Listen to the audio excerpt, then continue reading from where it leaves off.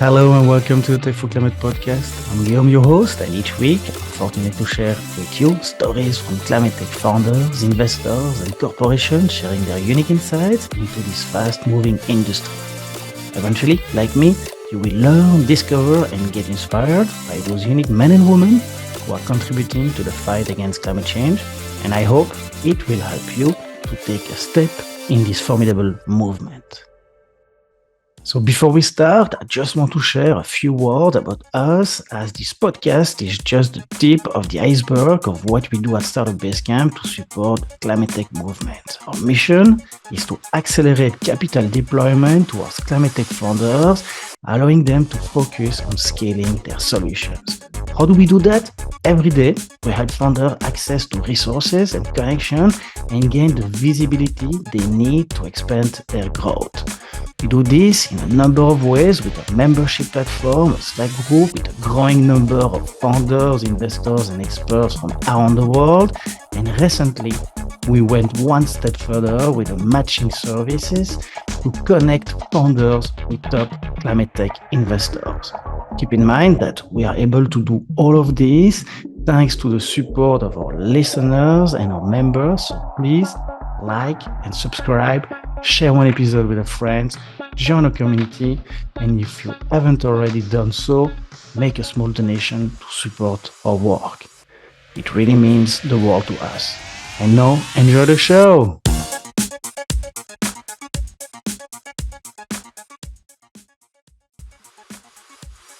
Hi everyone, in this new episode of Founder Series, I sat down with Ivan Ladan, founder and CEO of Marine Digital, a tech company that focuses on the decarbonization of the maritime industry by delivering advanced energy efficiency analytics and optimization tools for supply chain and vessel operations.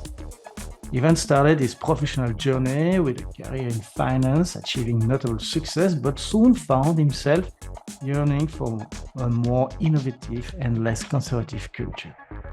His desire to bring meaningful change and passion for innovations and technology steered him towards the maritime industry with the founding of Marine Digital. Join our conversation as we dive into key issues flagging the maritime supply chain and shipping, including non-standardized practices, poor data quality and lack of transparency, inefficient fuel consumption, and significant greenhouse gas emissions. Let's explore together how Marine Digital is working to address this complex matter via data acquisition, performance analysis, and processes simplification. In the second part of the show, Ivan discusses startups fundraising, sharing essential strategies for nurturing investors' relations, and mastering the art of pitching and achieving work-life balance. Ivan, welcome to the show. Hi, Ivan. Welcome to the Tech for Climate podcast. I'm super happy to have you here with us today. I believe it's going to be a great opportunity to hear your story and get up to speed with this exciting adventure that you're having with Marine Digital, which deliver advanced energy efficiency analytics and optimization tools for maritime supply chain and vessels operations. So welcome to the show. Yeah, thanks a lot, Guillermo. It's really nice to be here. Thanks for the invitation. Really like to share, some insights, maybe some info about the industry, because my guess that not so many people actually got the idea what happens in the maritime sector. It's always, far away. While it's pretty interesting things happening specifically this year and on the course of the next 2-3 years. So yeah, glad to be here. Fantastic. So tradition on the show, we like to get a 30-second introduction about the company. So can you give us that for Marine Digital? Yeah, for sure. So we are a technological company. We have a focus on the decarbonization of the maritime industry. Specifically, we apply two technologies. It's digital twin technology and it's AI. What we practically do, we help shipping companies to understand the energy efficiency profile through building a digital twin. And then using different decision support tools, we help them to achieve the reduction of the fuel consumption and of the carbon footprint. So we are doing hydrodynamic performance modeling, and we support with different decisions on hull cleaning, maintenance of main engine, auxiliary engines, and some part of the navigation, and obviously with the reporting concerning carbon reporting, ESG reporting, and other parts. So let's start from the top. In this show, we like to start focusing by to try to understand who is the guest speaker here. So maybe if you can share with us your personal story and background. I mean, what are you passionate about? What makes you your best self? Besides building a marine digital. As I always ask, like, who is Ivan? It's a nice question, I can say. So my background was mostly in finance sector back in the days, and I had a pretty successful career. But at the age of perhaps 26, 27, I start feeling that the industry around me is like super conservative. No one is innovating. It's not possible to change something, and at that point of time, I decided, well, maybe I should try something on my own, because before that I was, pretty active person and was participating in different IT projects and also financial projects, trade finance projects. And as it always happens, your first attempt, has a pretty low chance of success because you don't understand the reality. So my initial attempt was to automate the letter of credit. That's how I start touching the supply chain. And on a bit later stages, I also participated in some fintech projects. Basically, sold my shares, got initial money to invest and to do something really on my own. And that's how I end up starting Marine Digital with the idea that it was really bad when I saw how the documents being processed in the ports and terminals, and I saw how this the thing that this industry impacts so many other industries in so bad way. For me, it was ringing the bell that perhaps I should do something there, because it seems to be a brilliant idea. Because you do something for good, people buy it, and then things start changing in the industry. For me, it was a great motivation that I could do something really helpful for this I could say dinosaur industry. Initially, I thought that it would be much easier. In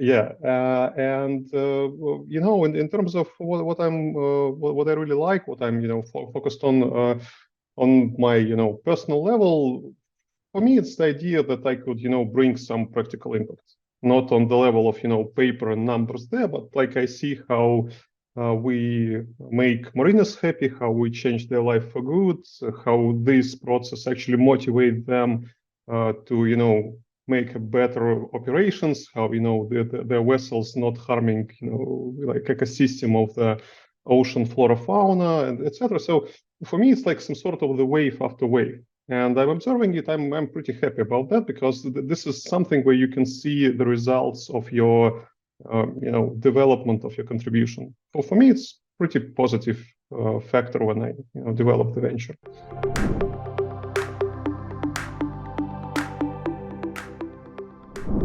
But now, if you look back a little bit at your previous career, and you clearly mentioned that you were in finance before, and you're a bit frustrated by this more like stagnation, industry, even though there is some innovation happening there. But if you look back a little bit at this whole journey prior starting Marine Digital, would you like maybe share with us like one or two pieces of like experiences that happened during that journey that gave you an edge to be a better founders and be better positioned today to start Marine Digital? Oh, well, I guess that any foundation of a startup, it always jump off the cliff. You always have a huge uncertainty. In the best case, you have enough money in your bank account for a couple of years or something. It's the best case scenario. In the best case scenario, perhaps you have enough experience in this industry, or at least or at least you feel that you have enough experience in this industry. Perhaps in the best case, it still scares you a lot. because you're in a pretty much comfort zone in general. You like have something that's repeating itself. You can earn money, etc. So any sort of foundation, in my understanding, it's always a huge risk because on early stage the success rate of the company is really low, and it's basically if you experienced enough, especially if you're from finance sector, you already saw it. You already saw these brilliant minds, and something happened in the industry with the investors, with something else, and then this person, oh my God, I lost 2 years of my life, for nothing, etc. So you might see it before, and at the same time, you see pretty cool, successful cases when people, went through some interesting journey, when they build a cool product, and this isn't like different part of motivation, and obviously, I guess it's also my subjective experience.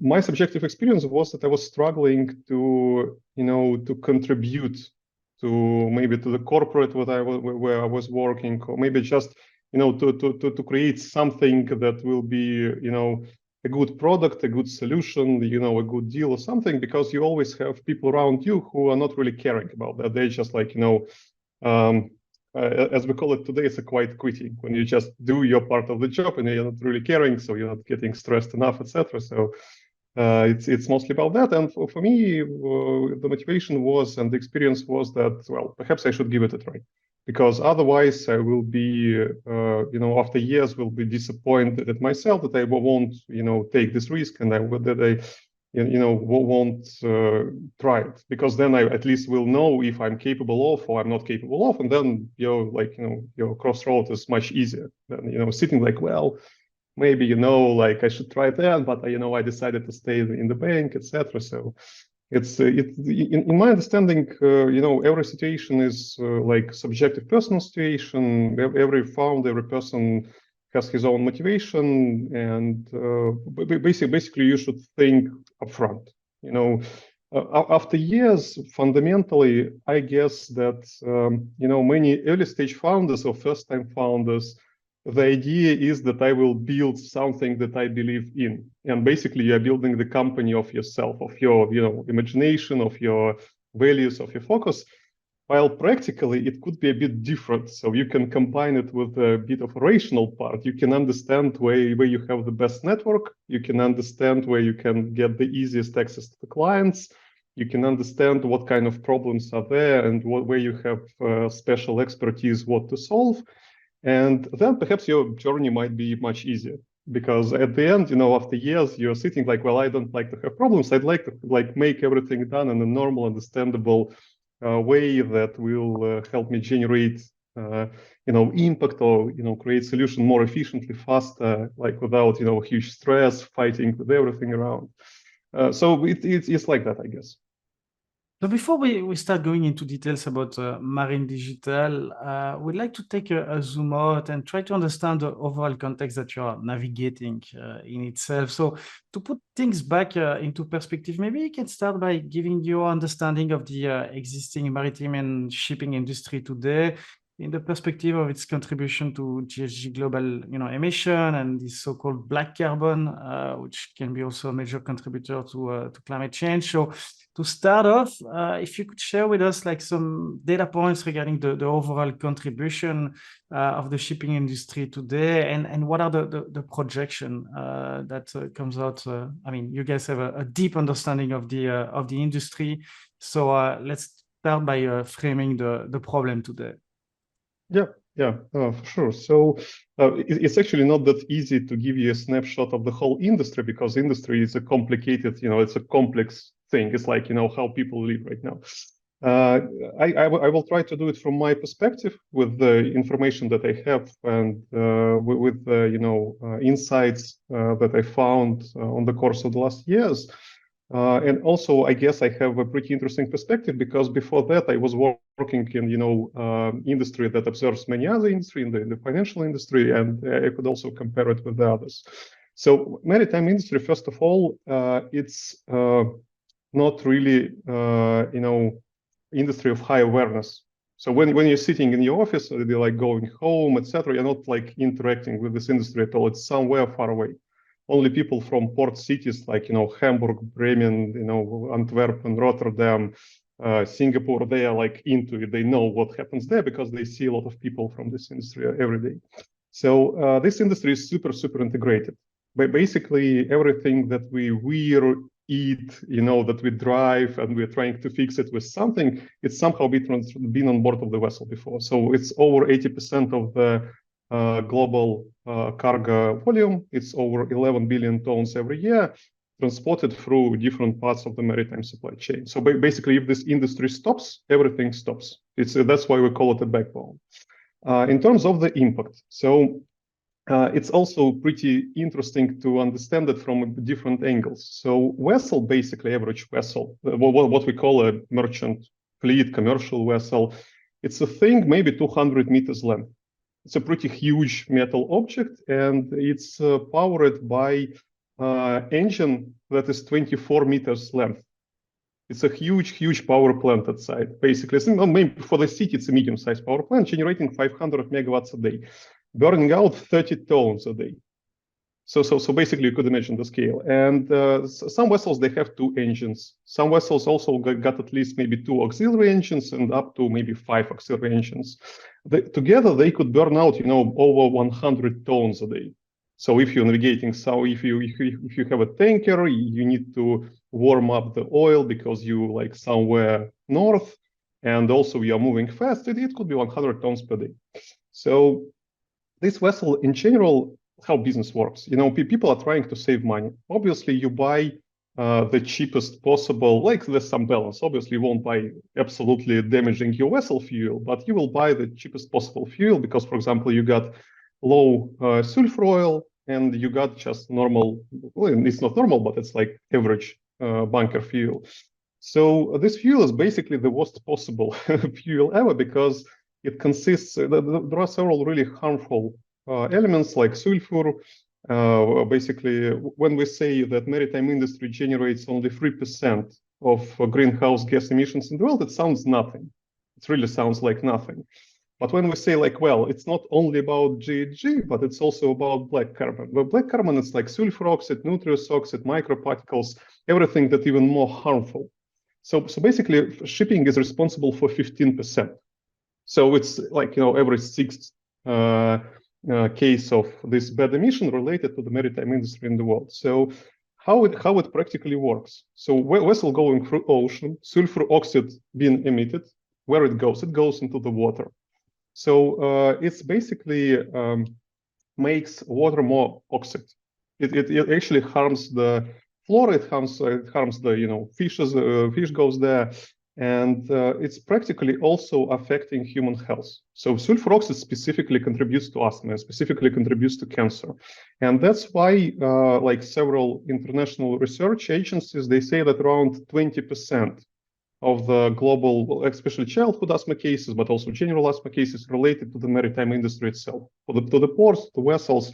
So this 1 billion tons of CO2 generated by the shipping industry every year, we say it's not good, but it's not the worst, because the black carbon emissions are really harmful, and this is what we should be afraid of.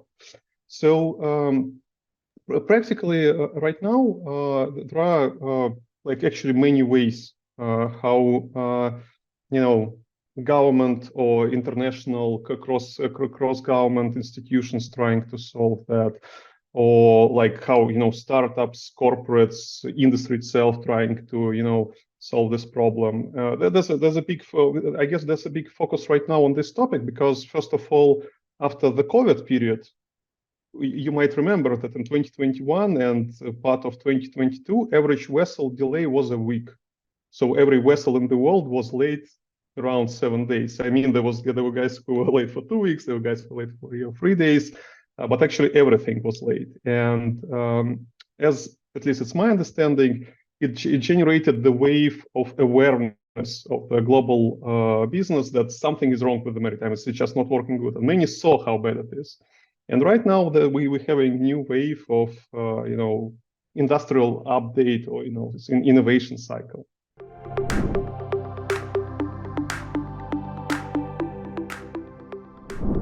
So maybe before going into the I would say like the innovation and the new solution that are putting out there to clean that industry, I like to go one step further in the understanding of the general context, and if you could share with the audience your view in the shipping value chain, because it's not only the ship per se, but it's like prior to loading the ship, and then it's like after the ship, and I mean when they arrive at port and start to unload the thing. So you look at this value chain, including the ship in there, I mean, what are the different areas that you have identified as the low-hanging fruits, I would say, that could be easily decarbonized, and the ones that are excessively difficult or hard in a way to change?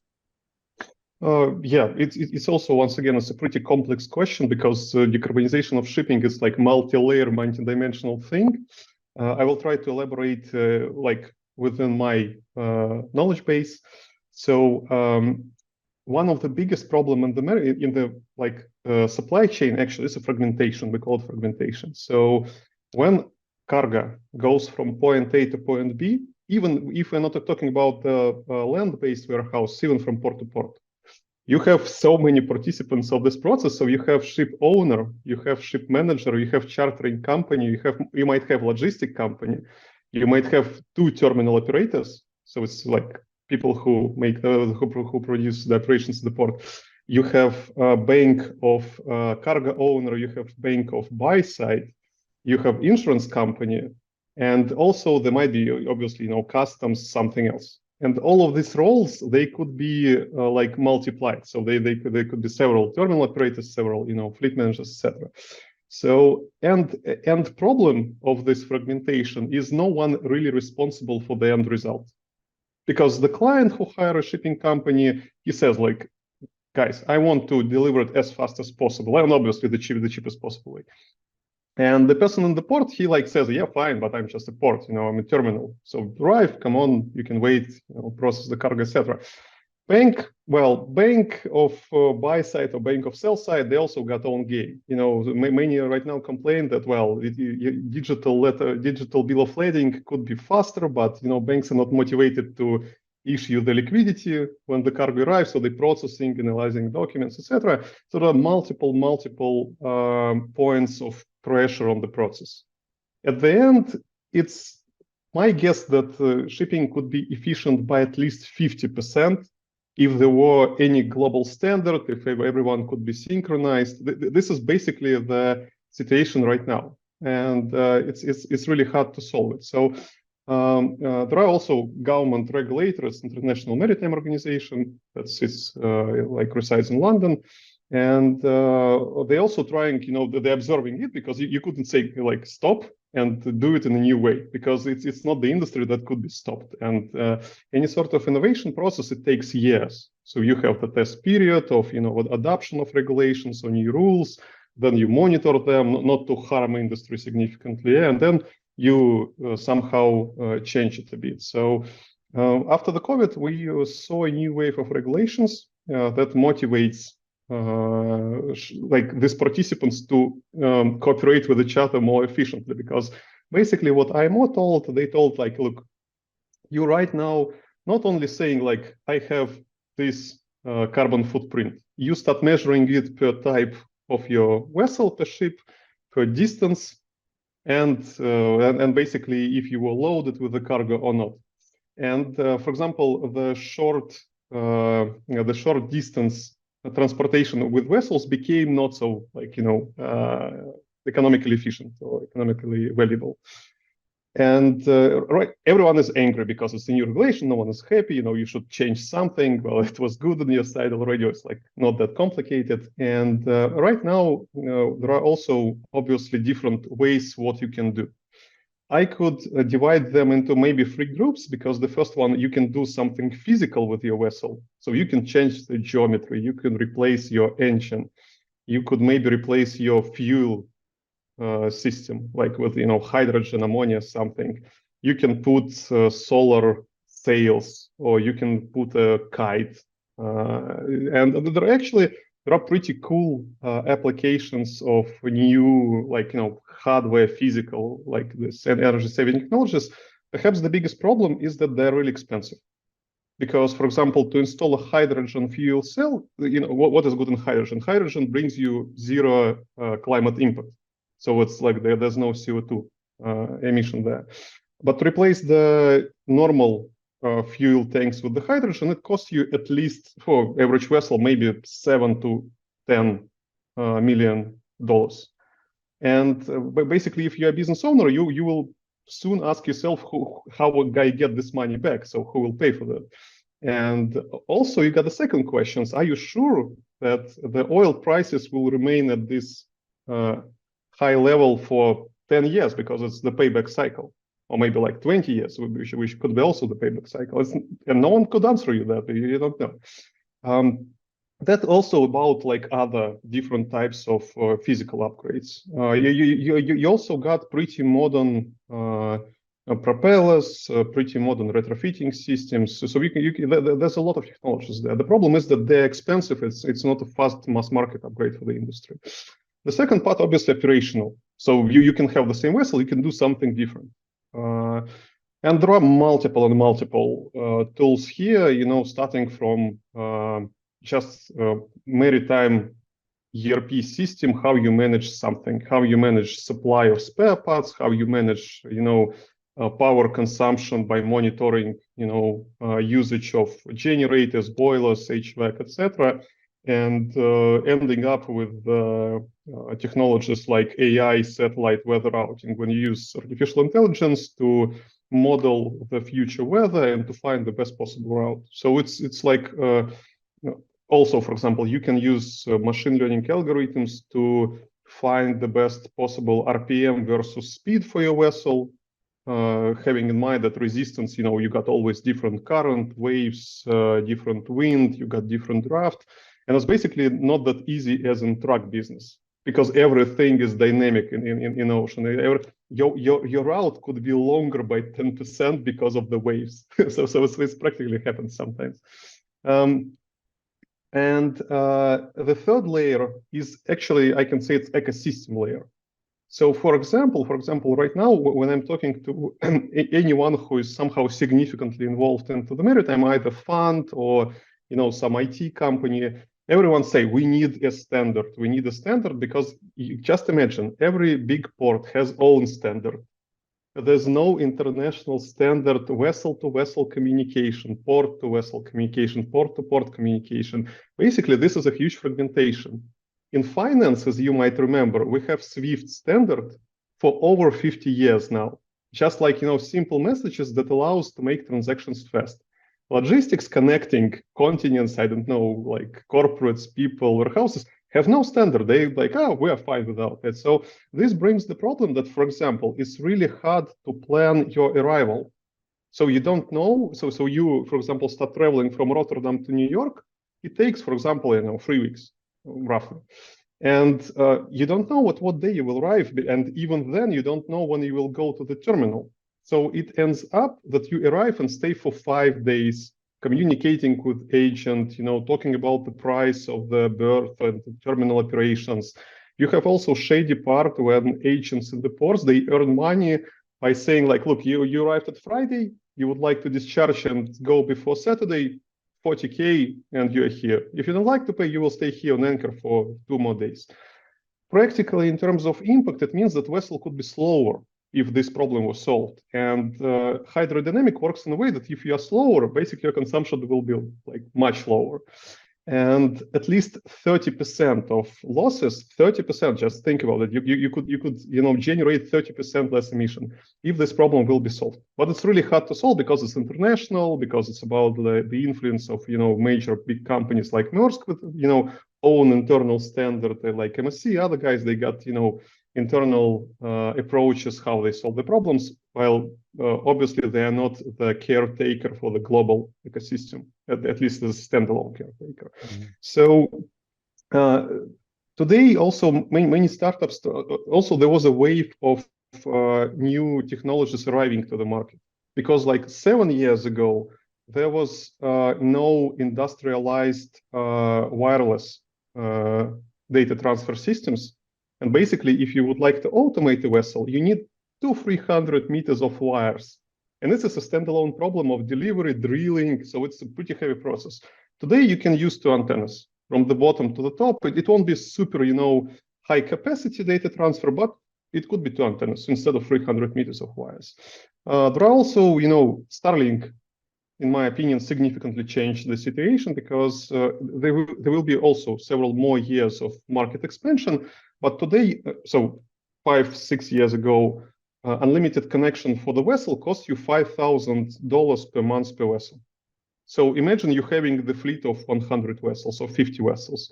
Basically, you start questioning, why do I need this like unlimited connection for this significant price? And today you can have, I don't know, maybe 50 gigabytes for $250 from Starlink. And that's enough for telemetric data. So this is basically the enabler of digital process in the maritime. So maybe in 2-3 years, we'll have much higher availability of different solutions, which will be cloud-based solutions, because the industry got affordable access. And there will be obviously a wave of competition on the market within these services, and obviously within the satellite services, which is, once again, one of the biggest barriers right now. Low orbit satellites arrived, because before that, many had problems. For example, we talked to the Red Cross from United States, and they told us, look, we have a problem. We send to Africa lots of containers with the supplies, like food, like clothes, etc. And we would like to track them. And basically, we could put some sensors on board these containers just to be sure that they're not damaged. So they been delivered. But we don't know how to solve it when this thing is on board the vessel, because the vessel is always different, and we couldn't say, look, put our antenna here. Vessel always different, almost always. And how you can do it? Right now, basically, there's a low orbit satellite. You can put eSIM in this sensor, and it will be once per 6 hours, once per 4 hours streaming the data. So it's actually a super big upgrade in the industry. And there are multiple influences right now how the industry changing. It's shifting already, because it's not that industry as it was 5 years ago. Plus, there's additional pressure on the impact on the impact that's been generated by terminals, ship owners, by the producers of like naval yards. And it's actually a big thing right now, because practically this year, on the course of the next 2 years, the industry will have a huge innovation cycle landed. And this is, I think, it's really cool, because this is what will contribute to better ocean health, to maybe better efficiency, better transparency in the industry. Because once again, you don't have any TV series on Netflix about slavery and truck market, but you have it about shipping. Okay, but thank you so much, because I think it's a very great understanding of like the whole context and the multi-layer that in a way the whole industry, the way it's organized, and the way the entrance also of new technology and solution can be adopted. So taking a little bit like a zoom out here, in terms of regulation, and you mentioned that the major problem that you pinpoint is like this: there's no like standardization, and there is all of those like ports, but also vessels. Everything is different, and communication is still very broken in itself. So, looking a little bit at this whole industry in general, in terms of the regulatory framework, I mean, what are the regulation currently in place that are enforcing the industry to move towards like a more sustainable approach of the way they operate? I mean, and which one, according to you, is missing that could really support this and accelerate this push in itself? Yeah, thanks a lot for the question. Once again, when you have like more information about the industry, you understand the complexity, and to answer it in a precise way is really hard. I will try to do that. So the major regulations right now obviously affecting carbon footprint, because this is something. There are also multiple other regulations in regards to the safety, in regards to some data collection systems and how you report, and in regards maybe to some trade regulations. So it's the overall, I'm focused on the impact and on the energy efficiency. That's why perhaps I will talk about that. First of all, today, what happens? Maritime is integrated into ETS, emission trading system, because what is expected by 2026 is if you fail to comply with the maritime regulations, you will have fines within the emission trading system. And these fines are like huge. They're significantly huge. Basically, government, like International Maritime Organization and related government international infrastructure, they say, look, if you won't reduce your footprint calculated by this specific formula by at least 11% till 2026, you might have restrictions of port calls. So you won't be able to enter the port on this vessel. You won't be able to take a loan for this vessel. You won't be able to take insurance for this vessel. Perhaps you will have additional fine with up to $200,000, dollars, euros, something. For many companies, it means that if you fail to comply, you will be kicked out of the business. So it's some sort of the significant pressure for many, because even for big companies with much bigger capacity of the capital, who are like modernized fleets, and but still it's additional capex, and it's additional problems how to do that. For small companies, it's like almost the problem that they could be consolidated, because you have 3, 4, 5 vessels, and you don't have 50 millions to invest, or at least maybe you have, but you don't like to just like lose this money because you don't know when you get them back, and still you need to do something, because otherwise in 3 years there's some event will happen. Still, this is under discussions, nothing is fixed yet. This is 3 years of adoption.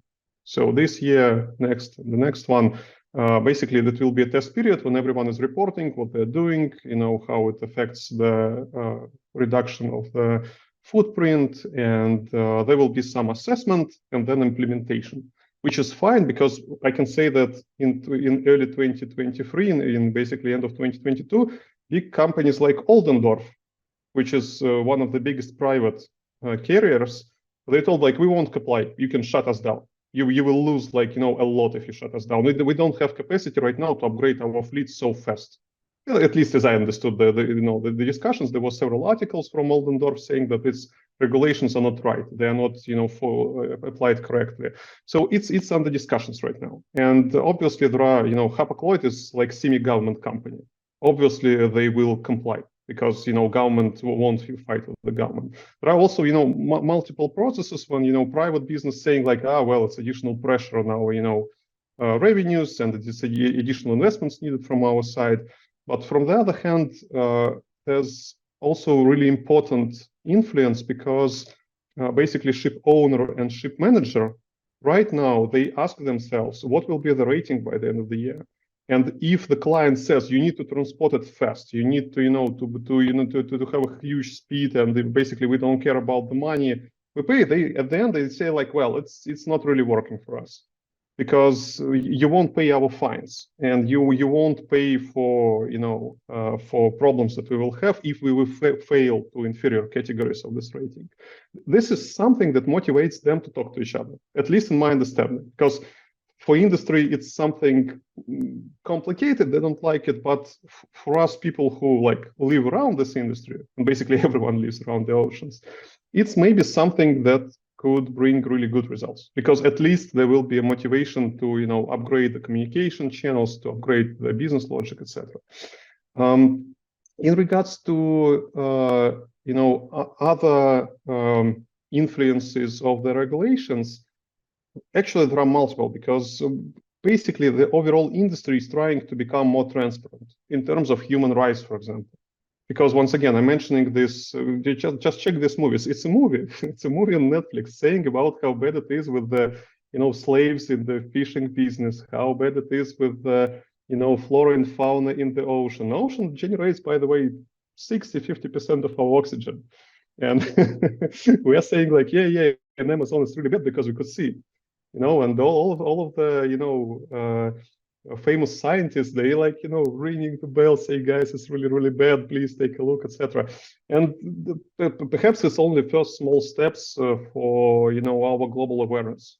That, we also, by the way, for the last, 100 years, there was also metal objects like issuing sulfur in the ocean, and it's not really good already. Yeah, so this is something, as I understand, as like normal way of the regulatory upgrade that happens, right? It won't be easy, it won't be fast, but it's something that happens.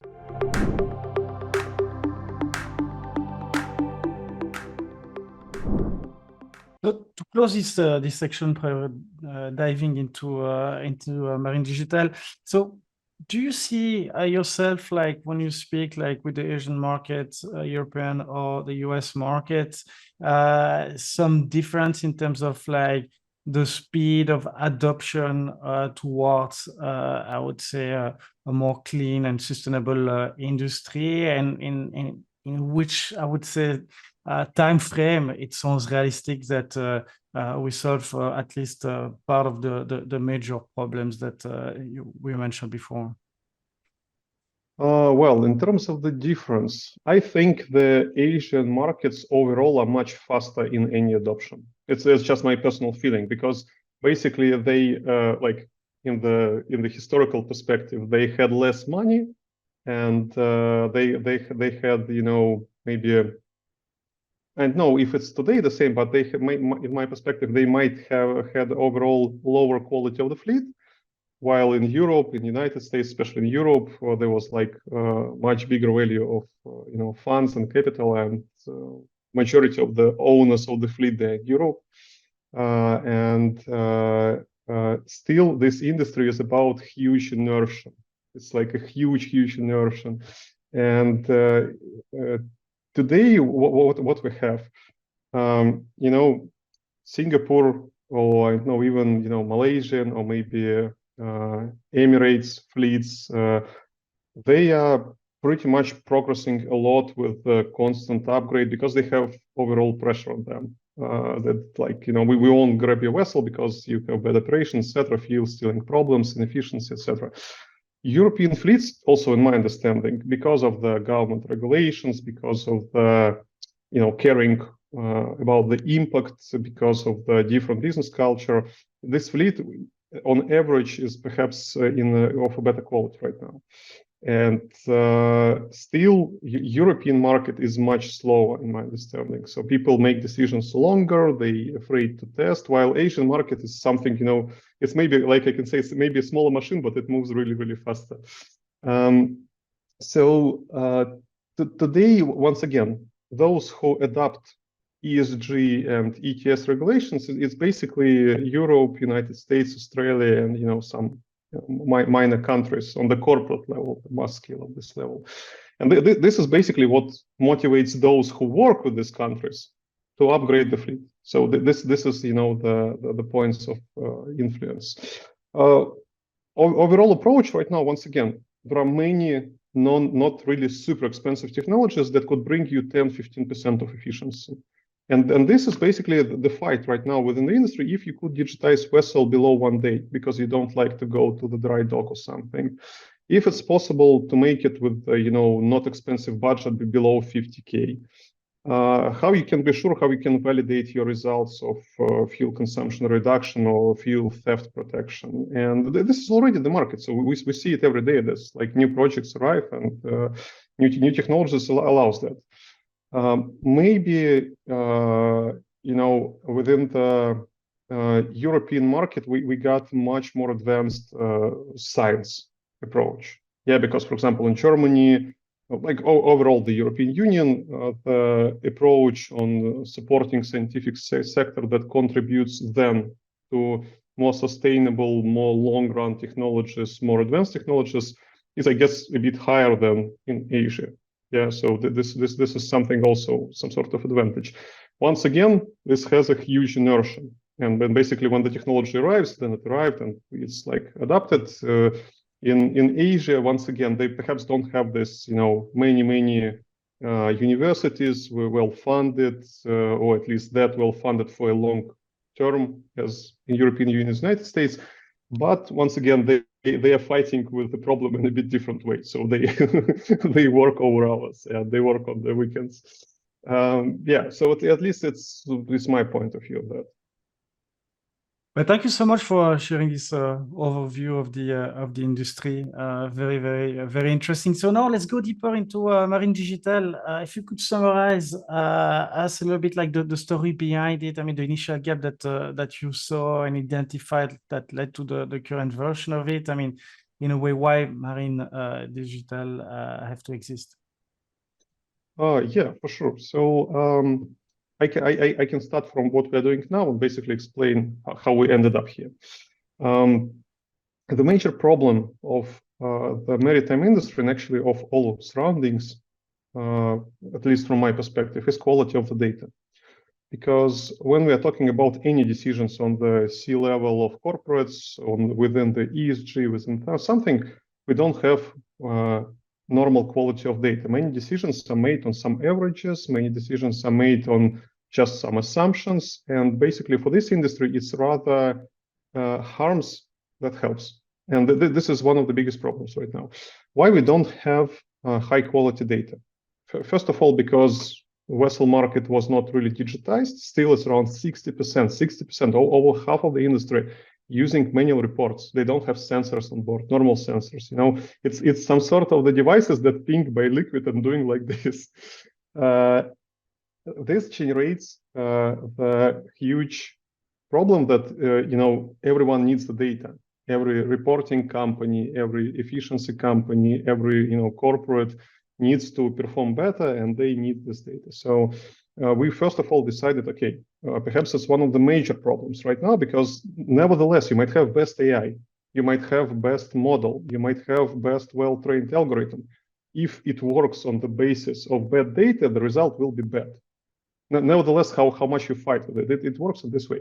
So we start working on the data acquisition from different angles, and we made a pretty big R&D in terms of non-invasive. So there are also industrial barriers. People say, look, we don't like if you grab our vessel for more than 2 days, because then the clients are not happy, because the vessel is basically standing still and not earning money. So this brings you the problem that it could not be a long-term installation.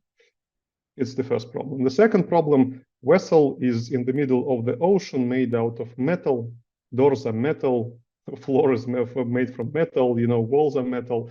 And basically, it's not that easy just to switch on the device and stream it to the satellite. So it's like additional problem that was slowing down this specific thing.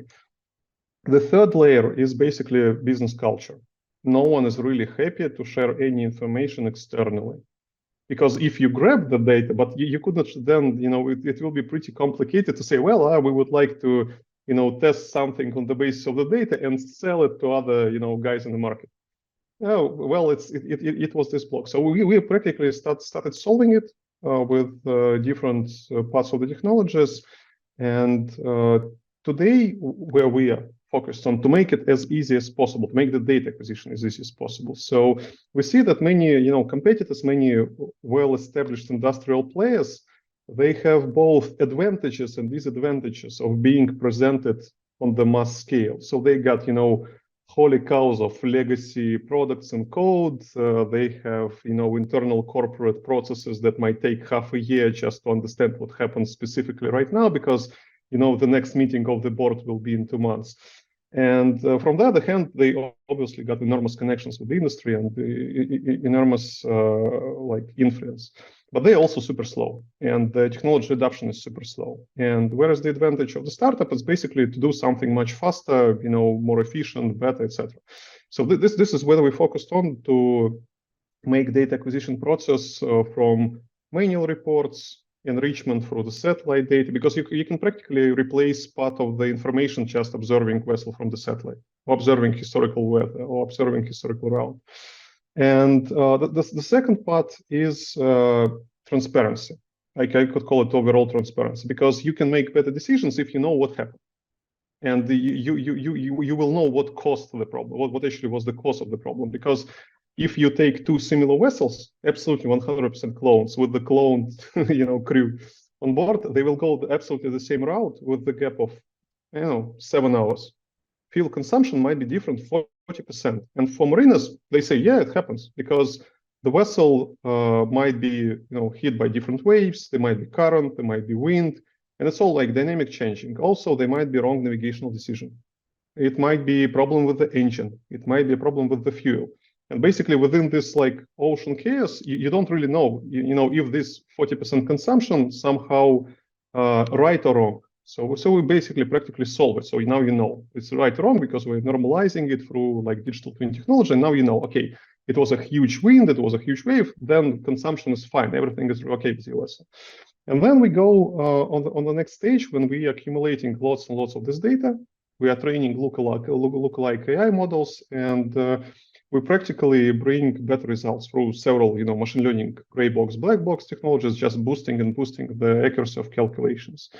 This helps us to solve pretty specific problems while basically being sure that we earning one of the most precise data in the industry. So, for example, if we could train our algorithm for maybe 1.5 years more, perhaps we could compete with the companies working for supply chain providers and calculating the footprint, because today they are doing it on the basis of average distance between average ports in the countries for average vessel model, which is basically not even physical. It's a dot, going through the ocean. If you will tell the story that, someone pays them, and you tell the story for naval architect, he will do like this. You're like, how the hell it happens? It's not real at all. So we see that, the future perspective, that within the ESG, within the data quality market, there will be significant competition. Because after years, ESG market will start competing, saying, look, my data is more high quality than your data because you're calculating bullshit. And where they will get this data from? Perhaps this part that we could solve it in a couple of years. Right now, we basically obviously in parallel and with highest priority of the focus, we solve the problem of the vessel companies right now. Practically help them to achieve the government regulation KPIs like reduction of the fuel consumption and emissions, practically bringing them transparency, like helping to understand if no one has stolen your fuel, for example, or if your engine is okay, engine health is okay.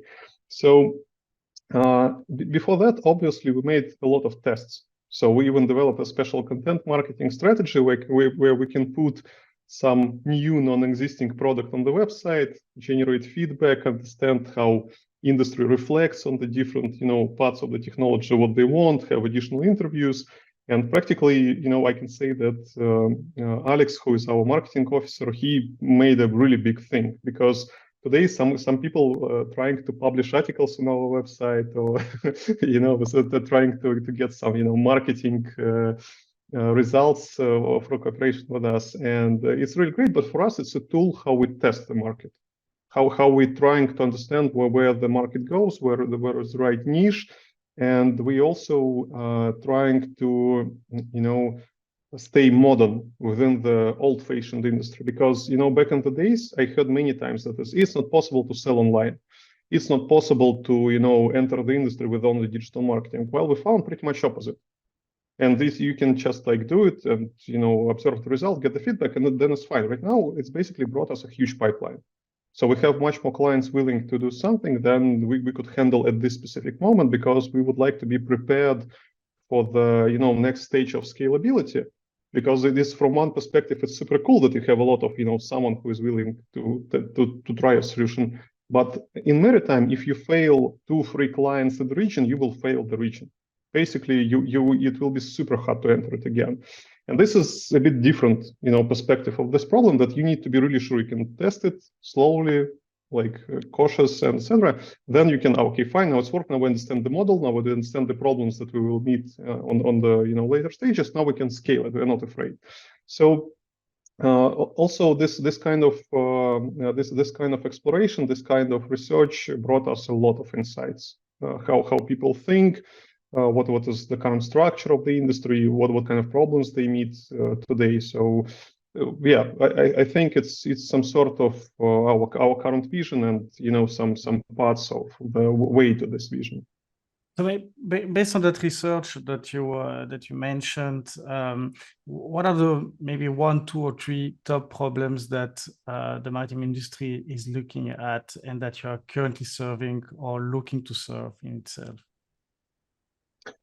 Yeah, for sure. So I can say that the major problem, it's a huge fight between the unwillingness to pay for expensive innovation and big willingness to receive the results of this innovation. And this is the like innovation adoption cycle in the industry where there are already existing expensive solutions. You can pay 200,000 euros for sensor set and perhaps have one of the most advanced, digital twin navigation, everything, performance monitoring system, but it's expensive. And people say like, well, it's cool, but not that cool. Perhaps it should be cheaper. And there's a huge, huge fight right now how you can have operational optimization supported with the modern technologies. So you can have not expensive data acquisition. You can have somehow normal price of performance, navigation analysis, and forecast some weather risks, etc. And how you can get a good reporting. And for industrial IT, it's a pretty big challenge, I can say, because we are trying to solve the problems with the super modern technologies. But the problem is like we need this device to be capable of a lots of stuff, and we'll have a cost of 10K. While even in space tech, the prices are a bit higher, and people feel themselves, under less pressure. So obviously, it's a question of fuel consumption. Fuel is the biggest budget of operations in the maritime. Vessel is just a huge fuel burner. 60-70% of the yearly operational budget of the vessel is fuel.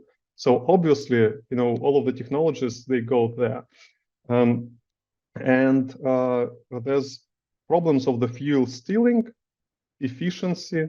It's a problem of, I don't like the word adjustment here, but basically it's adjustment of the human behavior in terms of how they manage equipment on board and basically how they can get the data if something is wrong, and how the office could understand that something is wrong and basically, put a pressure on those who are failing to operate in a normal way.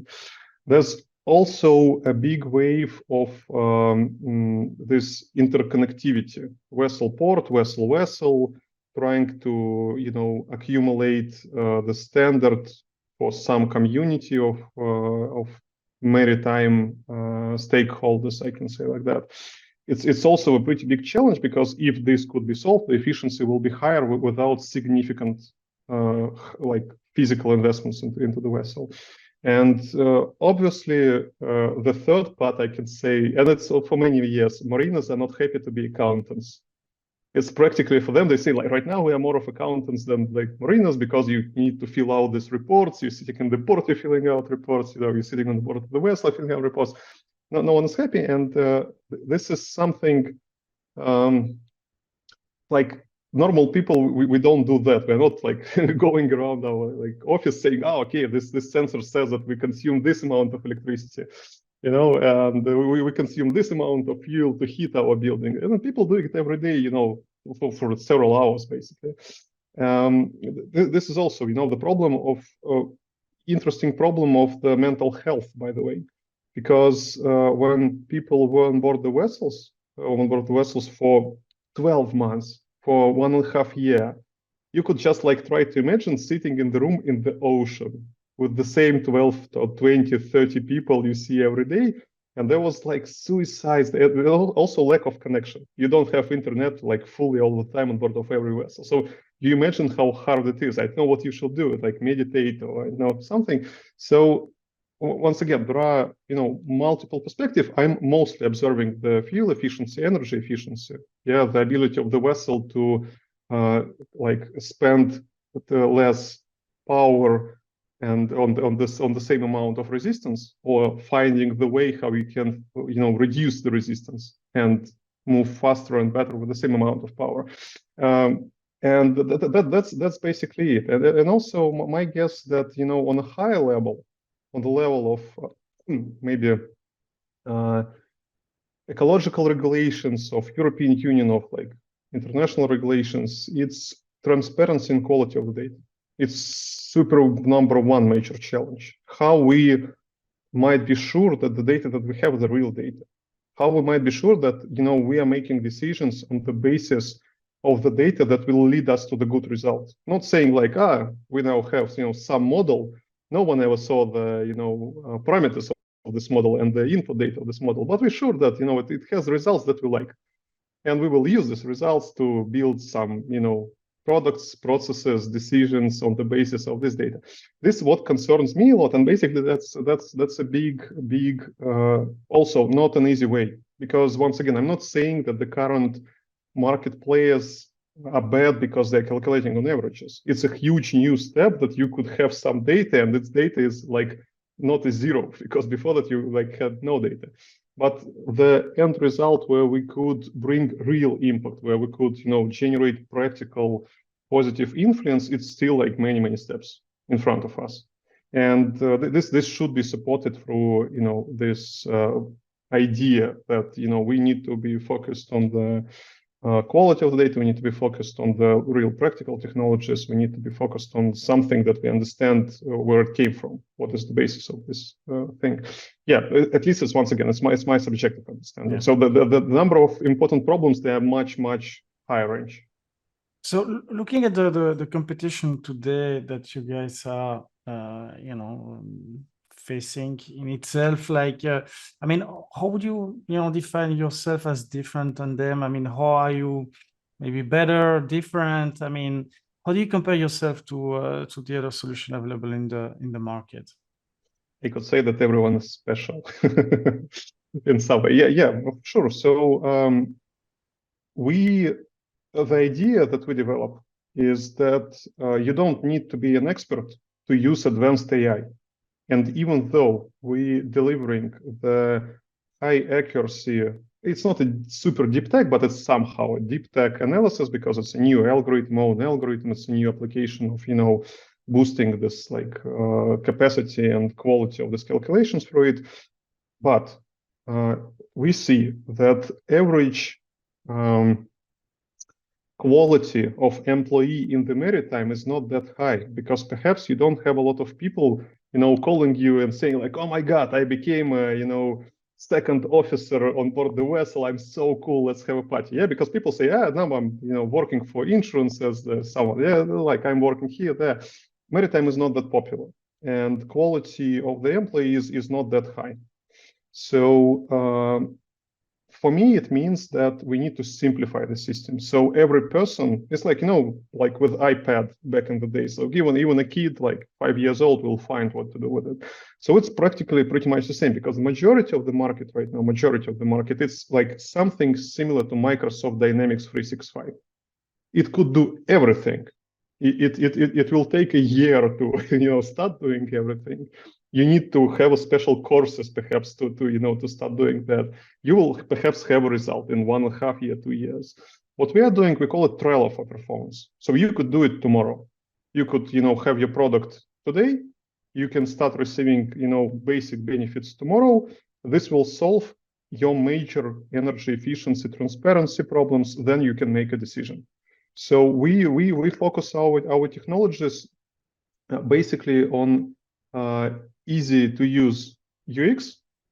We focus it on ability to acquire any data, nevertheless of the format, of the structure, and to make it as fast as possible, because we believe that solving the problem of data analysis, of data aggregation, and then bringing additional products like performance analysis, like fuel efficiency analysis, decision support on, for example, navigation. This will bring much bigger result on the course of 2 years, because we don't need to wait for 5 years before some big implementation. I'm not saying that other vectors are bad, but we decided, okay, fine, we can also help medium and small size companies, because these companies are struggling. They don't have resources to implement expensive, complicated solutions. It's basically 10 people working in the company managing 10 vessels.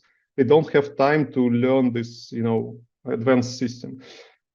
This is some sort of enabling technology. We also see that it's possible to, for example, become a part of the ecosystem, because if you are trying to talk to, Wärtsilä Voyage, perhaps they won't be happy if other competitors have their systems. They slowly will eat this pie.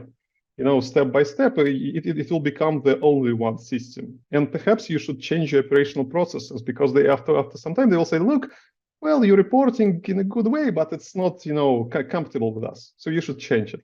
We are absolutely opposite. So we are like fast launch. You don't need to change anything. Technology solves it. So technology manages your data, connected to our data structure. So you don't need to change operational processes. We could be part of the ecosystem. We are basically not that jealous. And for us, we see it as big support for the industry to manage transparency, quality of data, and emission footprint. So we see it as our current competitive advantage, and basically our clients gives us the feedback that it's right what they need. Because my co-founder Kartik, who is a naval architect, and he used to work for Berhard Schulte as a performance manager, when he tells me a story how hard it is to use this software, which was somehow built for you. Like people build the software for you. He says it's so complicated. Like we need something like much easier. And the people from the industry, they say, yeah, that's right, what we need. We don't need 50 adjustment buttons or something. We don't need we need to understand, was the fuel consumption efficient or not? We need to understand what caused it. It's really doable. I mean that it's just what we do. I consider as a normal new wave of technological implementation in maritime. And yeah, so that's I think our major competitive advantage, being like flexible, light, and the same quality of results, basically. So finally, to close this section, looking at the size of the market and the path for you, Marine Digital, to go and conquer that market. So what's next? What is the road in front of you? How would you achieve a larger scale in the operation? How big is that market in terms of monetary value, I would say? Yeah, for sure. So right now, why the market is shifting? Yeah, why new players arrive there? Because of the regulations, there's a big expectation that market of vessel decarbonization will expand significantly in 2026, because there will be huge fines for the owners of the fleet. The size of expansion of this market, for me, like I saw different analysis. So, for example, I saw one from perhaps Bloomberg or some agency that was reporting through Bloomberg, and there was numbers of some dozens of billions, but perhaps it was with new hardware devices, obviously. Normal size of the vessel software decarbonization market, I consider around maybe 1 billion, 1.5 billion per year for the global fleet. It's not super big market, but as we see, it's super integrated, and being participant of this market opens the door in 2 years to become a data source for the surrounding corporate ESG ETS reporting markets. And it's a pretty different story, because supply chain market is huge. It's like 60 billions a year of like different software applications. So they need to get the data from some place, and maritime is one of the hardest places to get the data from. Within our vision, so what we can do right now, what is our strategy, like tactics right now? We could win specific segments. So for example, right now we are working with offshore fleets, because they are like, there's a specific situation in this market, the market growing up super fast. They need super fast technological implementation. They are pretty much ready to acquire our solution. Some of our clients start becoming our distributors, because they see that the product is good. Step by step, we're also working with the bulk vessel market, because in maritime industry, many say that this niche is a bit older vessels. They are more under pressure of upgrade. They're more willing to basically pay for this retrofitting. For us, it's the only one way, to go to market, to win different niches, to find the scalability tools. And right now there are several interesting projects. For example, how we could not to replace fully maybe, but significantly increase the speed of boarding process through large language models, because in large language model, the problem is that we don't know the quality. Because when you typing in the chat and you say, "Oh my God, it answers like a human," there's no parameter of the quality of the model here. In the industrial business, we have parameters that, okay, it's 10 mistakes for 10,000 interactions, right? And this is something that is under the R&D for many, because if you could solve the problem of semantic analysis, you can basically replace business analysts. And the question of automation and business models, how we could penetrate faster, because we right now trying to solve the white label model approach, which seems to be of really high potential, and this model has like really high risks, because it's always cool to say, yeah, I'm using white label model, and then a couple of companies from India with 100% development, with 100 developers inside, or from China, I would say, nice, give us your white label, and you say like, you have 50 data scientists inside.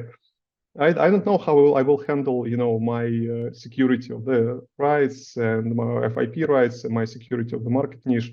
So it's really something that on the table right now, solving step by step. In 2 years, we will see. Thank you so much. So, looking at a little bit more your personal opinion on the climate crisis. I mean, what would you say to people who feel demoralized by all the already visible consequences of climate change today? Are we doomed? I hope not. At least. So actually, it's a big question of your personal awareness and your personal responsibility. And this is perhaps the most tough question, because we don't like to pay more for the goods that we use.